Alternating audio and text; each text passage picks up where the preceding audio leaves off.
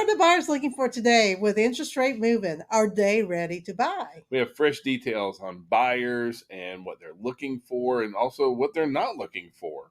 Plus, this is impacting our seller today as well as our builder and how to get the best deals. So my name's Alan Richard. I'm the managing broker here at Maximum Realtor and Realtor Partners. My name is Bing Richardson. I'm the compliance broker at Maximum One Realty and Realtor Partners. And this is the real estate backstory. We do this every week where we talk about the comings, the goings, all the things happening in the real estate market here in the Atlanta area.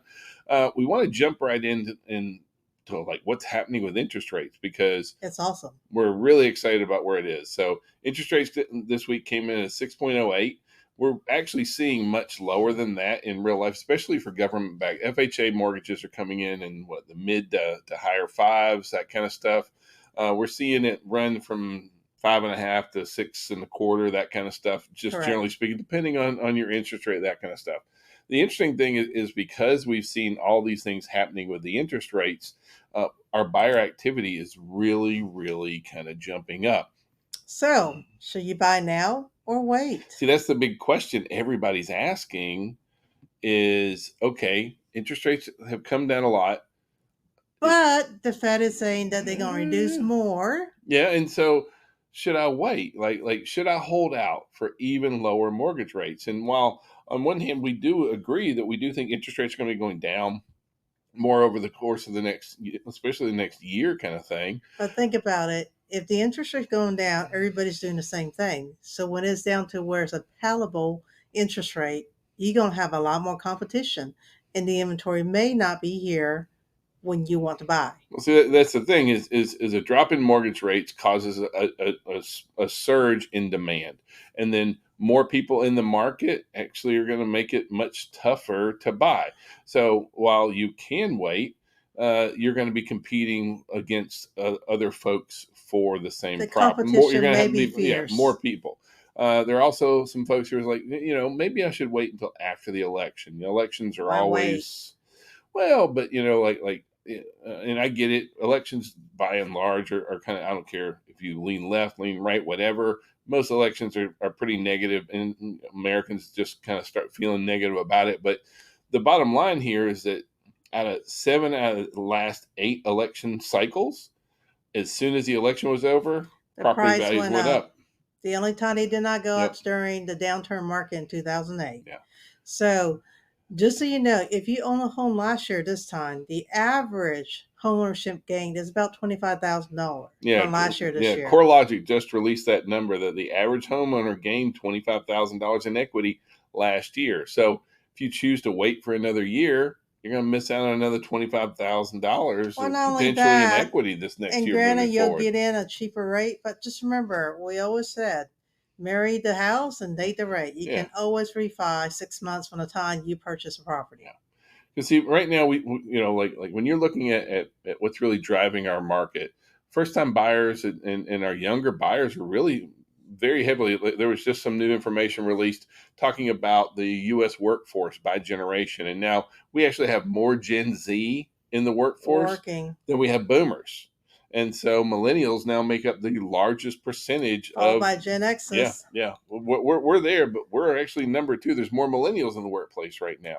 And so that's kind of leading us into that's impacting the home buyer market. It's impacting how people are buying homes right now. And what is the start price for a first-time home buyer? Yeah, right now, 33% of buyers are looking for homes under $300,000. We had a long time where people were like, oh, well, we're looking for those $200,000 houses, but we've had 50% appreciation for the last 4 or 5 years. So now all those homes are $300,000. So that puts our starter home, first time buyers is going to be looking in that under $300,000. In addition to that, 68% or 2/3, 2 out of 3 buyers are looking for homes under $500,000. So that's kind of a general like overview kind of thing. A third under 3, a third under, another or 2/3 under 5, and then the last group is fine being over $500,000. So with that said, what are some of the buyers must have? And they got to have, one of the big things that our buyers now want is outdoor spaces. Like that's a biggie out there. In addition to outdoor spaces, they really want laundry. They want laundry rooms. That's a big deal for them. And then last thing is they want garages. And that's more or less a safety issue for a lot of people. And plus, for most of the guys, they like to store their stuff in there. So it's additional storage space along with a vehicle. Yeah. But for our first time buyers, what are the turnoffs? The top turnoffs is not updated. Like the homes where and sometimes we see the sellers, wallpaper, but sometimes the sellers, well, I'm just going to sell it as is. Well, you're missing out, because that's one of the big turnoffs, is that our buyers today don't want a lot of upgrades. They need a lot of upgrade. They don't want one. Sorry, thank you. Have any I can't upgrades. say, but that's what I meant to say. Yeah, and also the negative will be no garage or parking, because off-street parking, while it's okay, but it's not. Once again, it's a safety issue. Yeah. And they also like a lot of natural light coming in the house. So instead of living in a cave, and for listing agents, buyers light sells houses. Make sure that your listings are well lit and that you allow a lot of natural light in. The last big turnoff for our buyers is they don't want to be on a busy street. They don't want to be living in the middle of a big, traffic nightmare kind of thing going on out there. Overall, the big three barriers that the buyer facing as of today is, one, the home price is way too high, and the interest rate was high, and now they can't find a home they like based on the budget, that affordability. Basically. Well, I mean, they're saying home prices are high, interest rates high, and they can't find enough homes. But see, the market's shifted, right? I can't do anything about home prices. Home prices are where they are, and no buyer really wants to buy a home when the market's going down anyway. Because we're not seeing the market going down at all. Negative equity. Yeah, but we're not seeing any negative equity, right? And so that's a good thing, because no one wants to buy a home and think, man, I hope this home is worth less next week. Now, when it comes to interest rates and homes, inventory is up. Inventory is up significantly in a good way.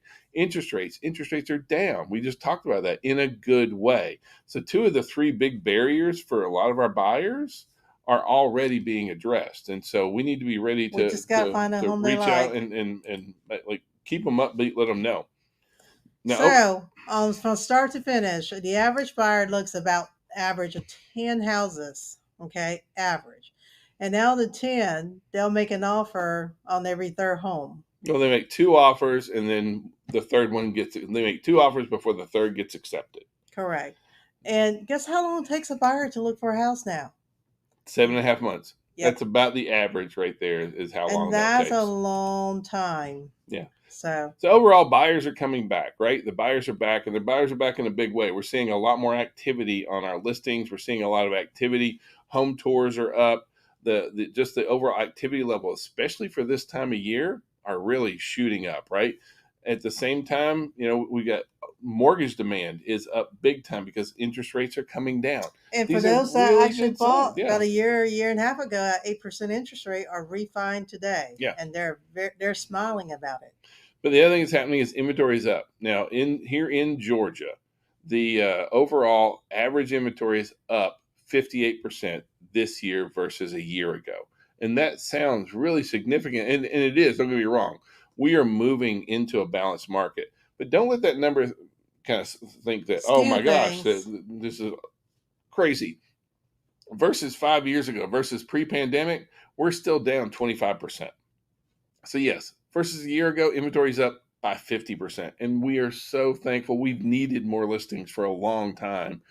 But we are still below where we were pre-pandemic. And by the way, pre-pandemic, it was still a seller's market at that point. Correct. So we're moving towards a balanced market right now, but we're definitely not there yet, unfortunately. Well, right? And with pre-pandemic, during pandemic, the price in a home are artificially inflated due to the low interest rate. So demand, it is. And demand, but demand was the biggie driving. Well, the thing is monthly payment. So if I can afford $1,500, I can at a low interest rate, I can buy a much more value home, pricier home than I can at a 6% or 8%. So even though we have a lot more inventory, pending sales are up right now. Pending sales are up almost a percentage in August. That's really good for us to see, especially heading in. Normally this time of year, things are starting to taper down at that point. But we're in a very interesting market when it comes to like, especially in dealing with our sellers and communicating with our sellers. half of all of our listings that we have on the market are still there after 60 days. So what that means is that the buyers still feel like the home is not affordable. Not sometimes it's not. Well, Yeah. I mean, but we have. I don't think it's necessarily about affordability as much as it is. I can, like we buy and sell real estate based on comparison. I can buy the home down the street for this price. I can buy the home over here for this price. And if they're all the same, why would they spend $20,000 more for yours? So that's one thing where When you compare apple to apples. yeah, I mean, and that's the big kicker, right? Is being able to say it's not that we don't have buyers, because we actually have a lot of buyers and a lot of people who are selling. Like right now, 70% of our homes are sitting on the market for at least a month. Half are sitting on the market for 2 months. So we have a lot of aging inventory. At the exact same time, 34% of our listings are under contract in Within 2 weeks. So it's not that we don't have buyers. It's not that they can't afford to buy. It's that they're not going to pay more than what your home is worth. Correct. They're not going to spend more. Now, as real estate professionals, this is where we do a comparative market analysis or an equity assessment to kind of show our sellers that these are what those other homes are listed for, because we're competing against these other homes out here. And so you might say, well, I saw the house down the street sold for $350 and I want to list for $350. Well, the house down the street has a full finished basement and yours has no basement at all. So we're not going to be able to we're not going to sell at that price. We need to be able to show that information to our sellers and explain what's really going on in the market, because leaving it on the market, like old inventory is just getting old. And in addition to the property sitting there, you don't just take a price reduction when properties sit on the market.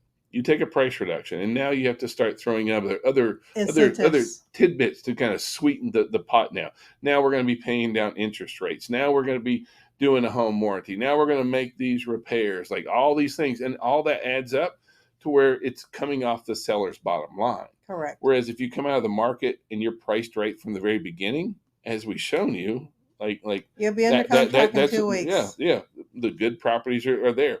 So for our sellers, what can you do to make your home more attractive? There's top 5 items that you can renovate and boost your listing. So the biggie out there is going to be a renovated kitchen. Renovated kitchens are that continues to be one of our top selling features out there. If you think about kitchens, always a central gathering place, and that's where people feel comfortable. So that's where it is. So in addition, new landscape, folks, like that first impression when you pull up is a big deal. So landscape, it's another one in there. New decks, new appliances, and lastly, which is a new one that made our list, driveways. People are wanting to see fresh, clean driveways, but it's all those things that make a really big impact on the outside of the house. But it's not just sellers who are feeling the effects of what's going on in our market. We also have a lot of the things that we're talking about are heavily impacting our home builders as well.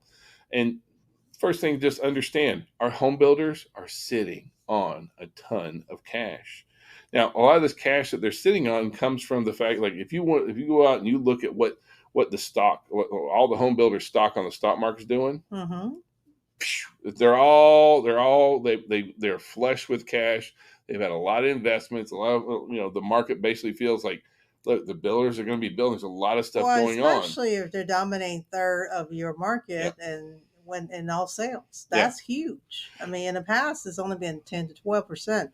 And when they start dominating 30, 35, that's huge. Yeah, well, and we don't have enough homes. That's really the bottom line here. So overall, we are seeing a big improvement in inventory on resales, but we're also seeing a really big inventory growth for our builders. So because we're seeing that inventory rise for the builders are stepping back and saying, okay, we need to make sure we're building homes that people really want. And not just one, but also afford. Can't afford. Yeah, absolutely. And so what are they doing in light of that? They're building smaller houses. Like if you look at the size of homes that builders have built since 2020 and just kind of look at it, it looks just like stairs going down. They're building smaller and smaller homes year after year. They're building more townhomes, more condos, more. Those kind But of those things. come with nice amenities. Yeah. So it's not just the old style of thinking of Mhm. townhomes or condos. Well, and we also have to realize that, especially for our younger buyers, Hmm. that like when we They're were first like buying that 3-2 ranch, that was our actually 3-1 ranch one and a was half. You okay. might be All right, lucky. yeah, Yeah. but now it's townhomes and condos is that starter home product for so many of our first time buyers Well, right and now. also, the generational shift about them, they're more about convenience versus maintenance, where we probably do more maintenance in our home than most your Yeah, millennials, Gen Z, just because they're busy having basically living their best life. And there's nothing wrong with that. So the police don't think I think yeah. otherwise. But what I'm saying, they want to have more free time. So one question that we get asked a lot, both from just regular buyers out there, as well as in working with our agents, is how can I save my clients money on new construction? How do you get a deal on new construction? Buy standing inventory. Well, It always works. first of all, let me back up a little bit and say, look, you got to first of all realize that not all the inventory that you see in the multiple listing service is actually On site. there's a lot more inventory out there than you actually realize. So like a third of all of our inventory is new construction. Correct. However, only if you look what's in our multiple listing service, it's only about 9%. A lot of our builders will only list one property that they're currently selling. They may have five that have come out of the ground, but there's only one. Some builders don't list it into the MLS at all. Some put it on their websites, that kind of thing. So for real estate professionals, for realtors, we have to kind of go old school, and we got to be able to reach out and engage with those on-site agents, with those builders, and you have to look for that inventory because, this is kind of the essence of like old school real estate, right? Building relationships, getting to know people, understanding what products are in the market, looking at what homes are out there. Now, once you're actually doing that, like Ming said, where are you going to get your absolute best deal on Standing home? inventory. Builders are not going to work out or not going to work you a deal on something that they have to build from scratch. Pre-sale. But Yep. anything that is sitting there, that's money that it's already been spent out of that builder's pocket. And He wants to recoup the. wow, and that they're accumulating interest Yep. rate every day as it sits on the market. So for them, it really incentivizes them to move that product quickly. Yep. Next thing is you're going to use the builder's lender. I mean, vastly, and in the vast majority of times, especially for your big national builders, you're going to use their lender. Now, do you have to use their lender? No. No, you don't. But when you use their lender, first of all, it's going to protect your client's earnest money. 9 out of 10. Not all. Not every contract's different, but generally speaking, it protects your earnest money. They're going to get additional upgrades. They're going to get closing costs. They may get points bought down. There's so many things There's that multiple comes. builder incentive when you Yeah. use their preferred lenders. Yeah. So you can bring your own in some instances, but most of the time, not. And if you are, make sure you're working with a lender that really knows what they're doing in new construction. That's one of the positives about using the builder's lender, because the advantage to using the builder's lender is they close. They go make sure that you're a good, well qualified Yep. buyer before they say, "Hey, builder, go with this buyer." Yeah. They're good to go. And then you're also, or one thing, next thing you really want to do is you want to go out and see what incentives the builders are offering right Correct. now. We have some builders right now that are throwing in all new hardwood floors. Other ones that has a 4.99 rate. Another one has 5.25 rate going on right now. We have several upgrades, cabinet upgrades, lighting upgrades, all these things out there. However, here's the trick: if you just show up, they're not telling you. Correct. You have to go ask, right? You have Correct. to go in and see what incentives they actually have. And as a buyer's agent, go in, see what incentives that you can get in there. Now, Upgrades. Be very careful with upgrades because some of the upgrades that you see at Home Depot, it only cost me $100, but the builder won $200. well, think about what it is that you're trying to upgrade, and is this really going to be a smart deal? Now, builders, I'm not knocking the builders, but builders make a lot of money on upgrades. They make a lot of money on the Well, extras. I mean, and it depends on the upgrade, because sometimes the upgrades are really more logistically difficult to do because the product has already been installed. So you're not only looking at the product itself, you have to look at the labor taking it off and put it back on, make sure it's working properly. So well, it's not always as clear cut as it sounds, but it that's just kind of why. depends on what it is. Like for we just had some clients and they wanted the deck to be doubled. That was a $15,000 upgrade that they did. Now they did get a much larger deck. It was all built at the same time, but that money had to be spent right up front. And if you're okay with just the standard deck, and sometimes there won't be a roof over the deck, maybe you want a roof over the deck. All these Because things that add roofing and up. that drops in the roof makes a difference how they have to construct the roof on their house to have certain Yeah, elevation. So it's more than just put a roof on. yeah, but be careful with those upgrades. In addition to upgrades like lighting and fixture choices, a lighting upgrade, a fixture upgrade can be $15,000 to go from the base lighting to Correct. the upgraded lighting. We see packages all the time that are $12,000, $15,000 additional. And I'm not trying to go super cheap, but you can go down and get a lot of fixtures Or you can, for a but the lot thing less is money. that, in the old doctrine, convenience is cost. Yeah. If you want a convenience, you definitely can get it, but it's going to cost you. But But if if you're trying to you save money, be smart. then you may have to put some equity sweat in it, Mhm. or hire someone that is licensed and bonded Yeah. to get your stuff replaced. Now, next thing is please watch or make sure you know the difference between a custom versus a production build. Most of our builders are building Production. production builds, like all of our DR Hortons and that kind of stuff. They're building homes that they have the Rockland floor Homes, plans. yeah, They DRB. they understand. You're taking advantage of the economies of scale. If you go out and do a custom build, now on one hand, you're going to get exactly what you want. On the other hand, Absolutely. is that builder has probably never built that floor plan before. He's got to build in extra to be able to learn, figure out that kind of stuff. I mean, custom builds are a lot more expensive than production Correct. builds. So there's a big difference in the price tag. And sometimes Yeah. physically it doesn't look that way, but there's a lot more measurements, different angle cut, and different requirement for certain slope, elevation, Mhm. and all that good stuff. So, from an engineering standpoint, it may be more than you Yeah. realize. Now, agents, please know your stuff or get educated on this for, Builder contracts. yeah, well, not, I mean, for the entire process, being able to carry somebody through the entire process of working inside new construction. In a lot of cases, we can't be there on the final walkthrough. We go through with you in advance.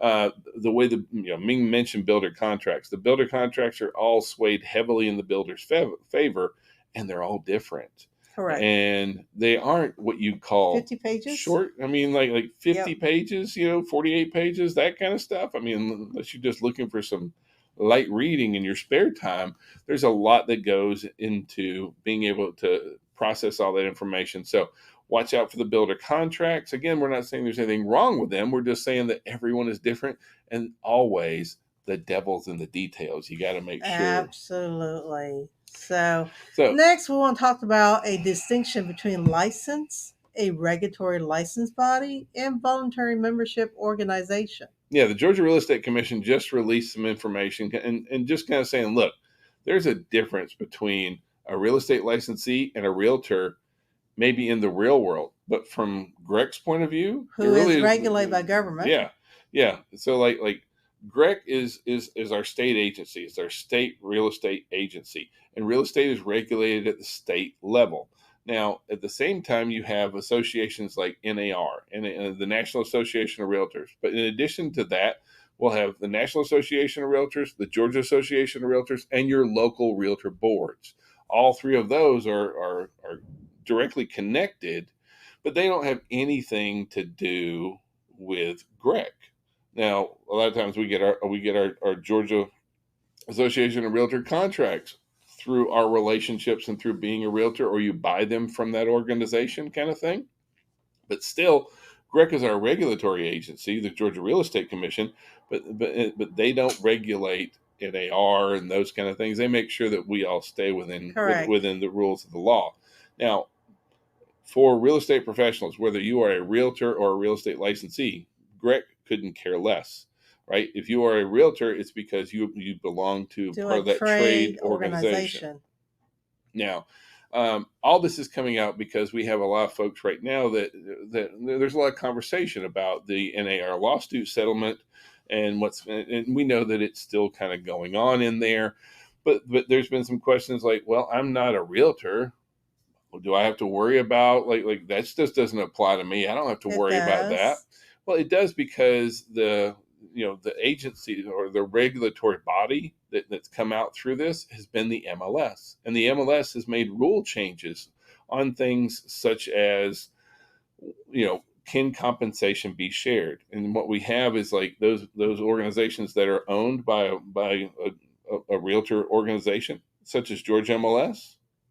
They won't make any offers of compensation on side there. At the same time, you have organizations like FMLS, which are non-board member of private. The NAR. And so in there, you can see offers of compensation made. Now, at the same time, both, though, are like there is a new rule change, says that we must have written buyer agreements prior to showing. But that is an MLS rule, multiple listing service rule. It's not necessarily from GREC, but if you want to have access to the multiple listing services, then you're going to have to keep that. So we just want to kind of clarify that, because there is still a lot of confusion kind of along the lines. And there's a lot of misinformation as well online. So just understand, if you have any question, please consult your broker in reference to what your question may be. Yeah, because even just this past week, we saw where California has set a 3-month limit on buyer brokerage agreements. So we just talked about a lot of buyers are looking at 7.5 months.